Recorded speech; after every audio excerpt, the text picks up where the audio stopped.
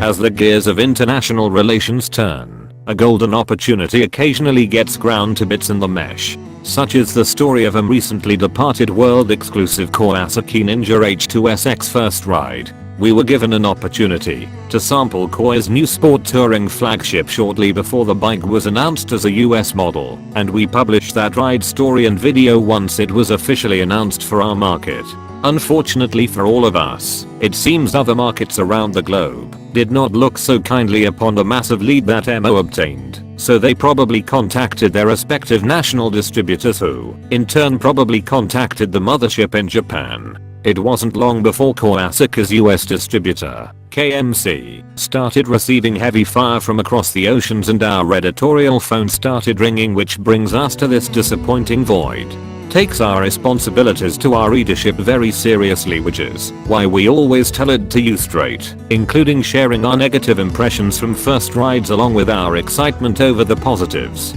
Likewise, we take our responsibility to the motorcycle industry seriously, and as long as they aren't asking us to cover up flaws in a product or otherwise distort our honest impressions, we tend to agree to help them when asked. In this instance, they asked, and out of respect for Kawasaki, we have agreed to temporarily remove our coverage for a few weeks until the rest of the world has a chance to sample the bike. In the meantime, we will continue to work on scoops and exclusive first rides whenever and wherever possible, and you can bet your ass we'll still be the first publication to have a complete ride review live once the first H2 SX press event gets underway over in Europe. Heck, we might even be able to reshoot that subpar first ride video